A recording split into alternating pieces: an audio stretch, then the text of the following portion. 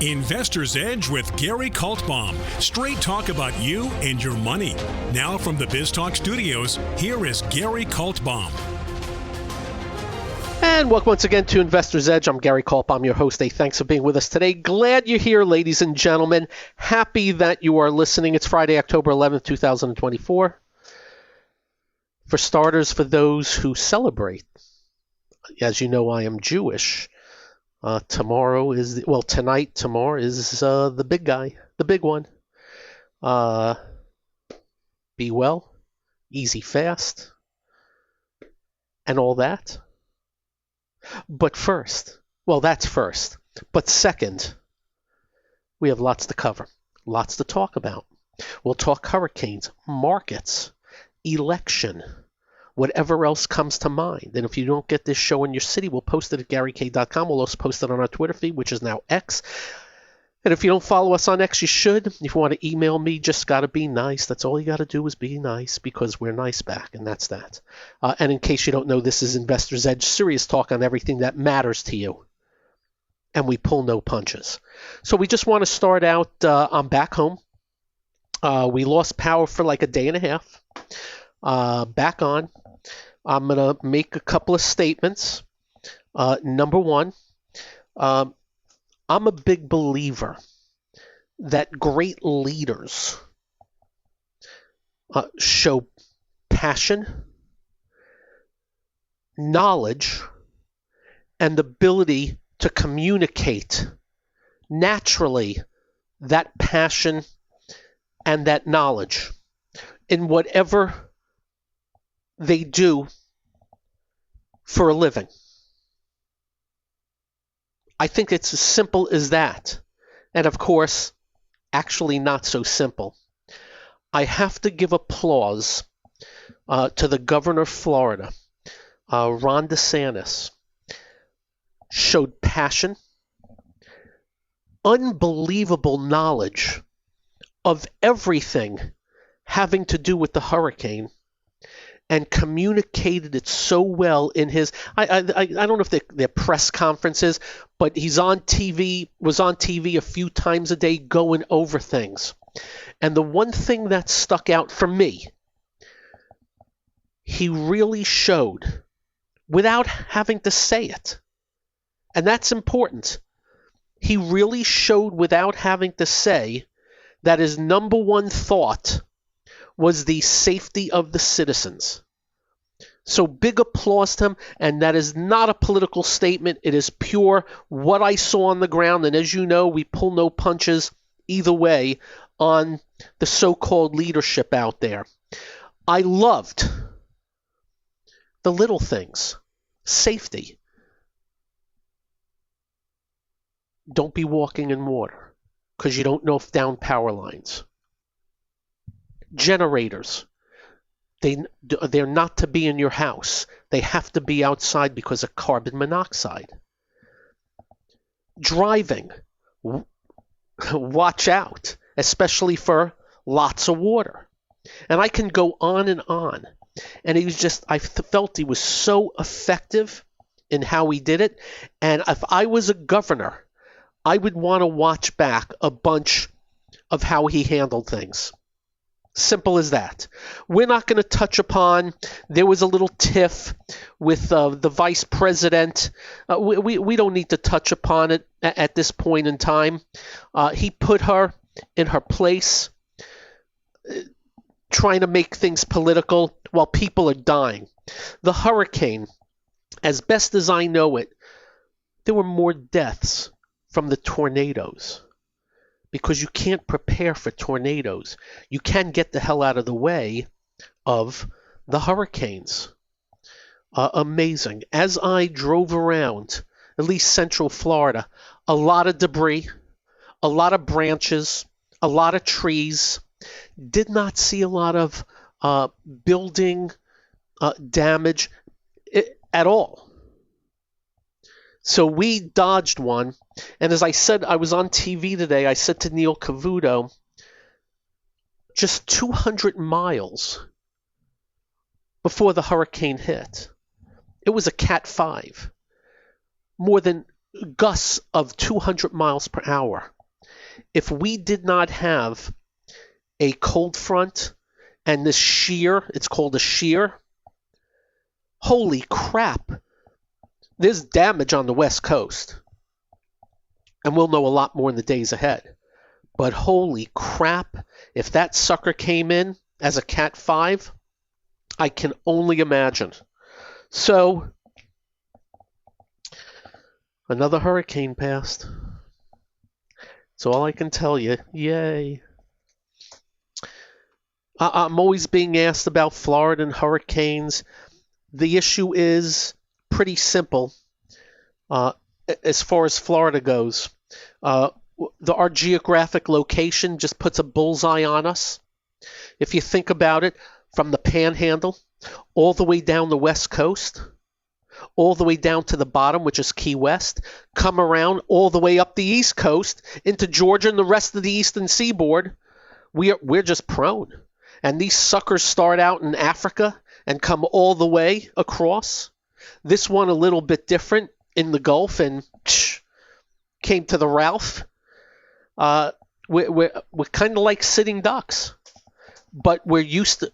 I hate putting it this way, but we're used to them, and we know how to prepare, and we know how to recover. It's still no fun either way, and that's a little bit on the hurricane for you. Next, I'm going to go a little bit. We can segue now. We'll do the overall market in a little bit because we do have lots that we can talk about. Tesla. So overnight they held a whatever for their robo-taxi and their robo-vans and this and that. And I will tell you, I'm on Twitter a lot. And I'm on with X because I get pushed to me from certain outfits, people I want to read. And when I'm on there, all I can tell you, heading into last night and Tesla, everybody was bullish on Tesla. Oh, this is going to be big stuff. I said, okay, terrific. Let's see what happens. Tesla was down $21 today. Got hit hard on volume. And we can go through reasons why, whatever. I'm thinking the main reason is they're talking 2026. And as you know what I think of robo-taxis. I don't think they're going to ever proliferate, even though I do know there's the Waymos out there. I can tell you I'll never get in one. Hell no. What was that movie with Arnold Schwarzenegger, Total Recall, the Johnny Cab? Ain't happening. Gary not doing it. I get pissed off enough at regular drivers. So Tesla got smoked today. That's why you got to be careful about these things and thinking everything's going to be A-okay. I never ever want to go against Elon Musk. I think he's one of the greatest entrepreneurs of the last bunch of decades. Starlink.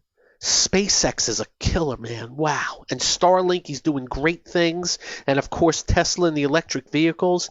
I just don't know about this robo-taxi thing, and we'll see. I can be wrong. But I think what happened was 2026. Next thing I want to cover, crypto.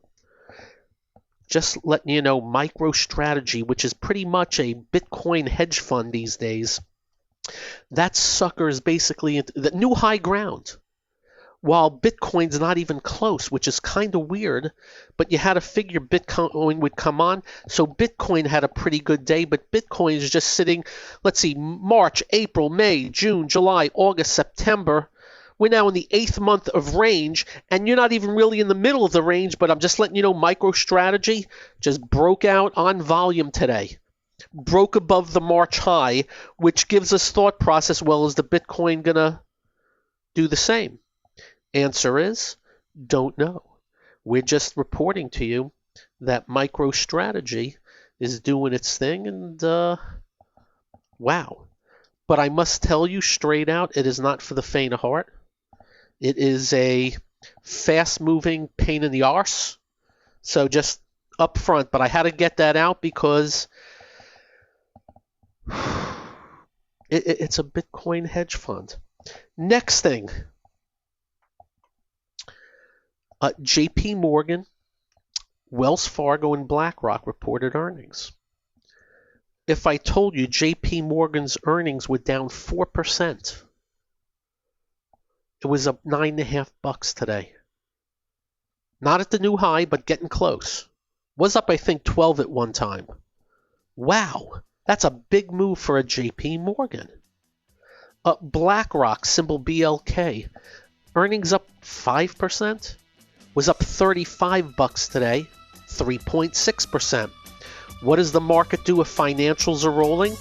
That's up next on this, the one only Investor's Edge.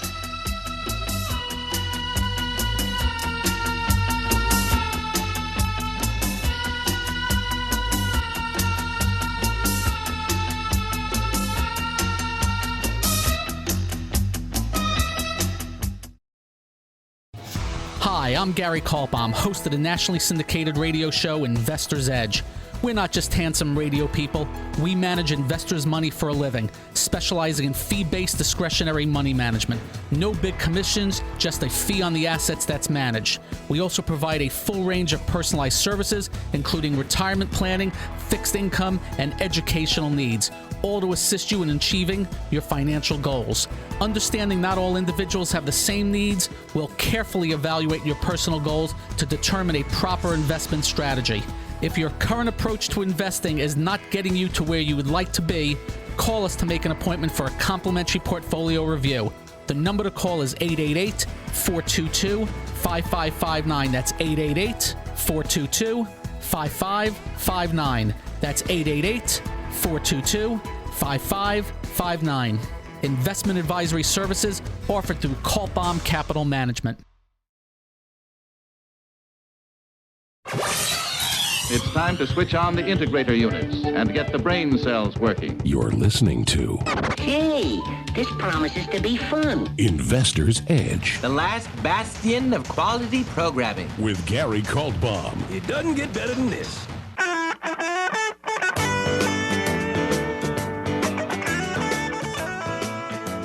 And welcome once again to Investor's Edge. And Wells Fargo reported a 2% drop in sales. They've had no growth in sales in the last year. Earnings were up a whopping 2%. Stock was up 6%. So just letting you know, we're not telling you to buy, sell, short, or cover. The exchange-traded fund for the S&P Financial Select Sector Index, the XLF, breaks out of range today with volume. XLF. The KBWB. This is the KBW Nasdaq Bank Index. Breaks out above range. And a pretty good-looking range. Nice tight range above the highs. Banks. Now next week, Bank of New York reported also, that's been a strong bank, that did nothing today. I got news for you. Next week is Bank America, Citigroup, Goldman Sachs. Even with them reporting next week, Bank America up 5% today. Breaks above a little range, not the highs. Citigroup breaks above a little range, not the highs though. Goldman Sachs up 12 today, 2.5% in the great looking range entering earnings next week. So we'll see if they decide to move out also. If they do, that'll be good stuff. Between Goldman and JP Morgan today, $22. They move between the two of them. I take my little calculator, which is kind of like an abacus, 22 times 6.78. That's 150 Dow points, just those two names. Oh, wait, add an American Express, which is a financial also. That's another 39 Dow points. And guess what the Dow did today? Up 410, a little less than 1%. S&P up 34 to 58.15. The NASDAQ 100 definitively underperformed today, but still some good action in some names. Transports up 339. Very nice move in the transports. And I got news for you. They're teasing a big breakout. The IYT is the ETF for transports. But it's not exactly like the transportation index, but that's getting close also. The transports, and I'll go through them later tonight. Those truckers, rails, the FedEx, UPS, which by the way have very weak stocks, but there are other things going on. And just a good overall market today. Not much I have to complain about. Remember what we said Wednesday on the show, and we thank Adam for doing the show yesterday. On Wednesday we said the S&P is breaking out to the yearly highs. And when you have the major index breaking out to yearly highs, it usually feeds on itself. And guess what we are getting? A major index feeding on itself and had another very good day today. Simple as that.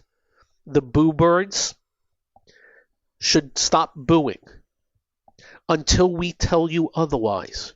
And do not forget, when we go into a bear market, not if, we will be ready for it. But this thing, you get excellent reactions on financials, banks, that had crappy numbers.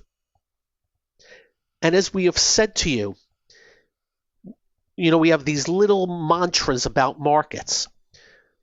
When good news is sold, you're in a bad market. When bad news is bought, you're in a good market. Now, I'm not saying this was bad news, but it was pretty much pedestrian, these numbers. So the financials, and I will tell you next week, you got a bunch more. Next Monday, I take it back, Tuesday, Bank of America, Schwab, Citigroup, Goldman Sachs, PNC Bank, State Street. That's just Tuesday. Wednesday, Morgan Stanley, Synchrony Financial, U.S. Bancorp, Discovery Financial. Thursday, Blackstone, KeyCorp, M&T Bank, Travelers, Truist. That's the old SunTrust. Still don't know why they didn't keep the SunTrust name. It's so much nicer than Truist. Comerica and American Express. So it's going to be another big week for the financials. We'll see how that goes. And in the subsequent weeks after that will be all the big machas in technology. The Apples, the Googles, the Microsofts, the Amazons, and all that stuff. But just a very good day. And I'll tell you this, since last November, we've been riding up the S&P pretty much 80% of the move to the upside. We sold twice when we went into correction, rightfully so, because you never know if a correction is going to turn into a doozy. And when we turned back up, we jumped in. And we're still in it as of right now, and if that changes, we'll let you know. But I can pretty much tell you, if the financials don't gag, it's going to be tough to gag the S&P. Because I'm not seeing a lot of other damage anywhere else. So that's the financials for the day on their blah numbers. Yields back down a little bit today. Terrific. Oil prices back down a little bit today. We own gold, and gold up very nicely today. And in fact, gold pulled back right to important support, one of the big moving averages, the 21-day that we followed, and bounced pretty darn well. And the gold miners on yesterday, popped right off the big 50-day moving average. We still think the metal is better than the miners, and we're stunned. Years past, the miners always outperform the metal by miles. And now I hardly even touch them. And until that changes, no thank you very much. Now, the main question we get from the audience right now, how's the market going higher? Debt and deficits? War? An unknown election with two polar opposites, we think. Inflation. And may I state for the record, I don't care what Jay Powell tells you, let me give you a few little tidbits. If I can find it, I know I have it somewhere. I'll find it. I got some numbers on inflation for you that I think are import. I got so much paper on my desk, I don't even know where to start. I'll find it in a minute. Consumer up to their necks in debt. We're hearing that write-offs or people not being able to pay their monthly nuts are it's getting troublesome. How's the market going higher? Answer, I don't know. How do I feel about it? Don't care. What do? I watch the market. Speaking of the market, up next, we'll do more of it. And lots more. I'm Gary. This is the one and only Investor's Edge.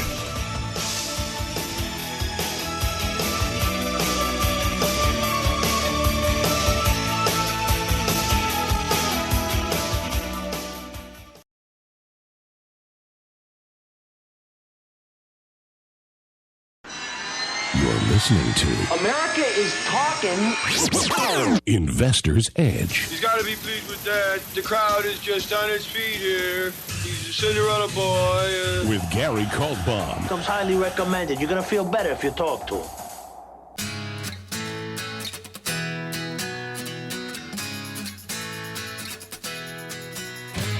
Welcome once again to Investor's Edge. A stock that I have been stalking for weeks and weeks is Uber. And they gapped it up today. I still do not own it.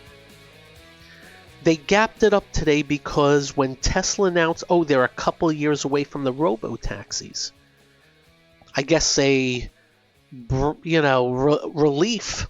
And they just popped Uber today on 250% increase in volume and broke it out above February and March's high. That has to be owned by me.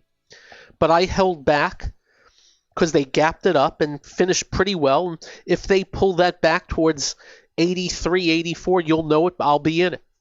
I got to mention Uber, so cause and effect there. I was mentioning inflation.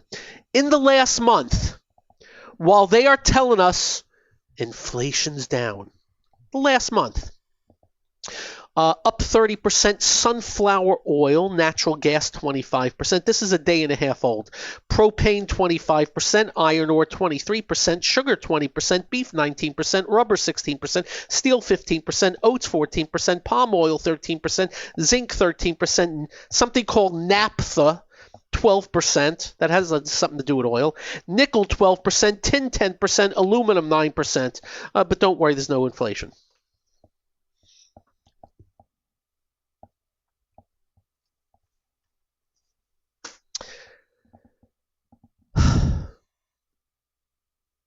So how can the market be going up?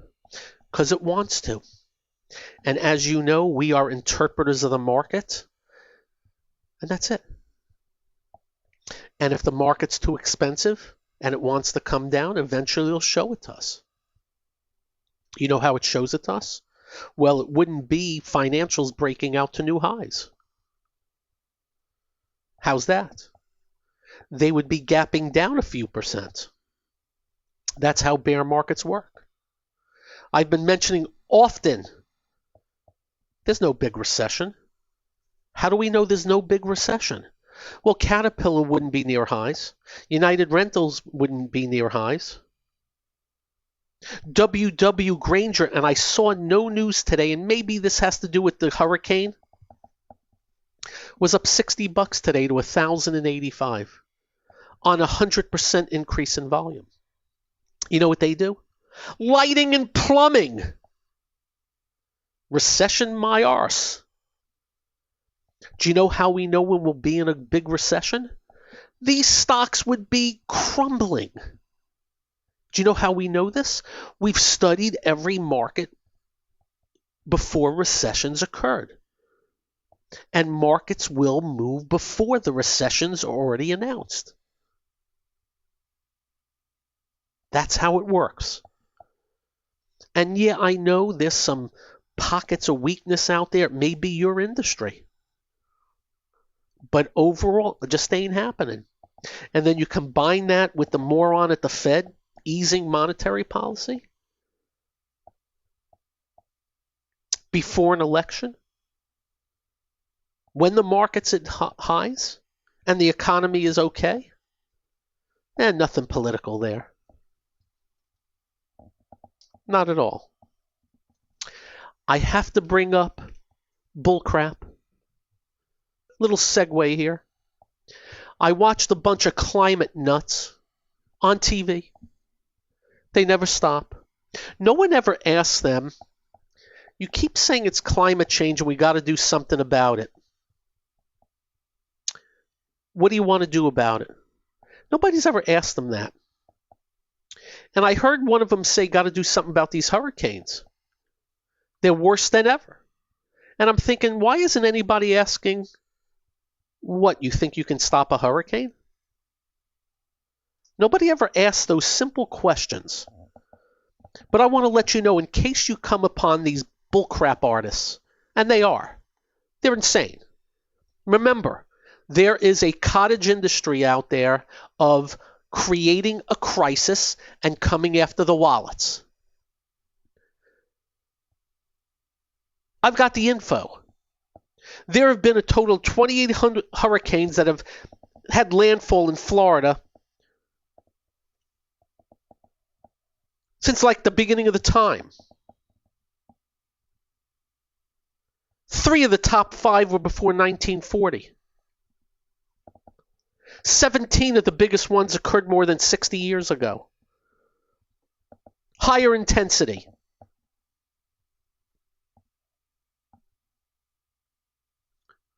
But they go in front of the TV and say they're worse than ever.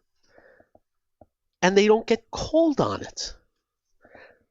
We just want you to remember, people like Al Gore are con artists. I would say it to his face. He's worth like a couple of $100 million, a lot of it off this stuff.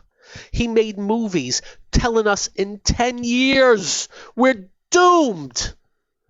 17 years later, are we doomed? No, we're having hurricanes because they're normal. It happens. And there's nothing to stop them. What? John Kerry. You know how many times he said 5 years from now the ice is going to be gone? Yet he flies private jets.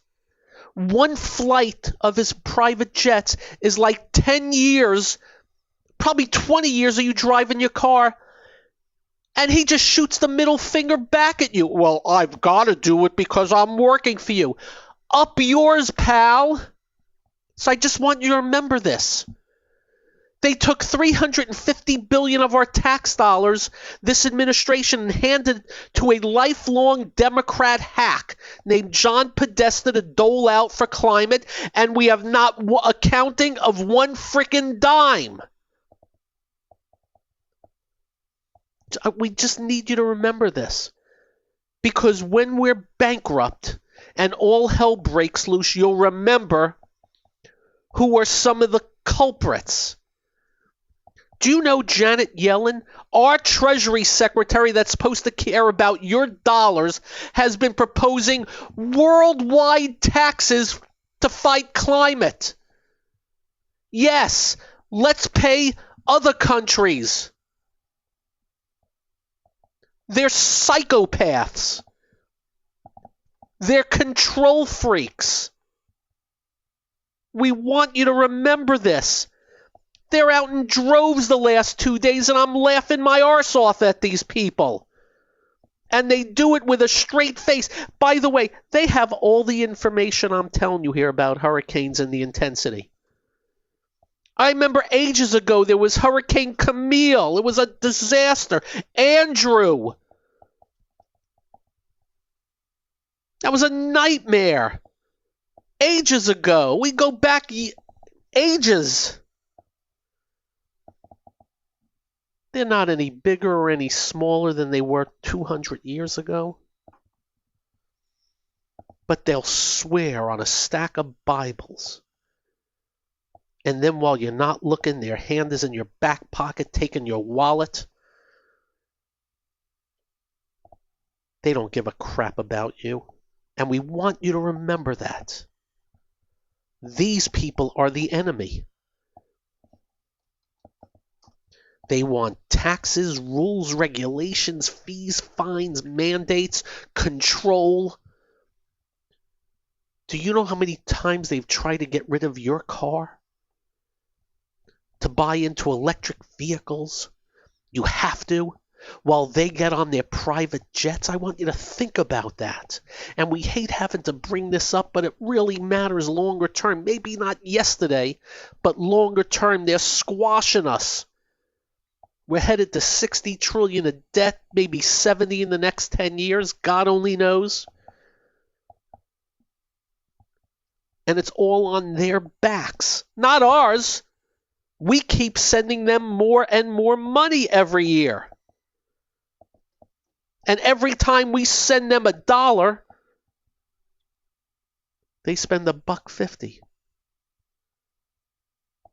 So we want you to remember this. And these are not political statements. We think they all suck. One's worse than the other.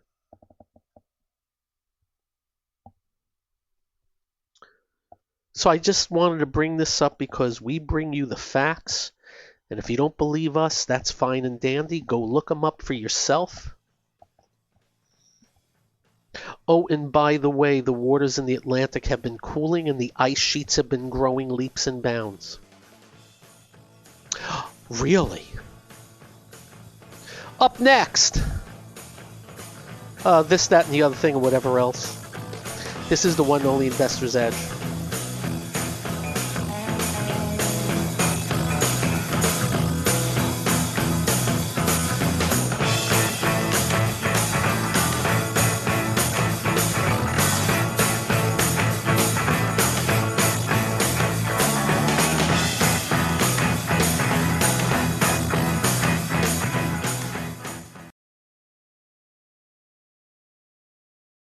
You're listening to What are we waiting for? Well, what are you waiting for? 1, 2, ready, go. Action! Investor's Edge with Gary Kaltbaum.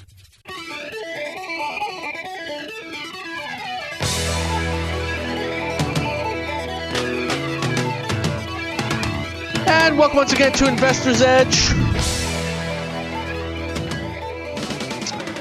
So, I was one of the few that said that Trump was going to beat Hillary Clinton. I was one of the few that said if Trump keeps it up, he's going to lose to Biden. Though I did not have a very good feel going into that election. Very tough to tell. And of course you had the COVID.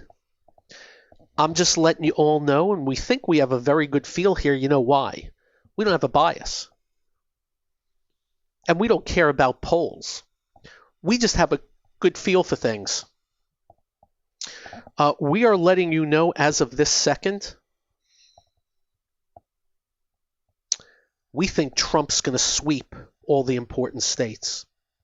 Or get very close to sweeping them. And he will be the next president of the United States. Now, of course, we have almost a month left, and that could definitely change. And it's always about turnout. But I'll tell you what I am seeing.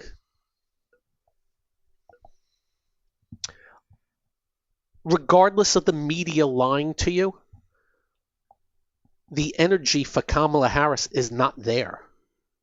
And when I mean that, oh yeah, you know, there's people. But in order to win these elections, you really need energy. I don't think it's there. I think the energy is with Trump. And I'm not just talking about how many people show up. I just have a good feel for these things. That's number one. Number two, she's a terrible candidate. She's a terrible candidate.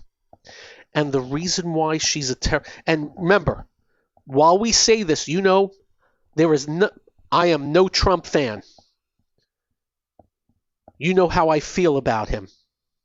I pull no punches. But I'm a big believer. Do you know if you lie, you forget about your lie, and then you got to cover up your lie? And then if you're found out about your lie, you get the reputation of lying?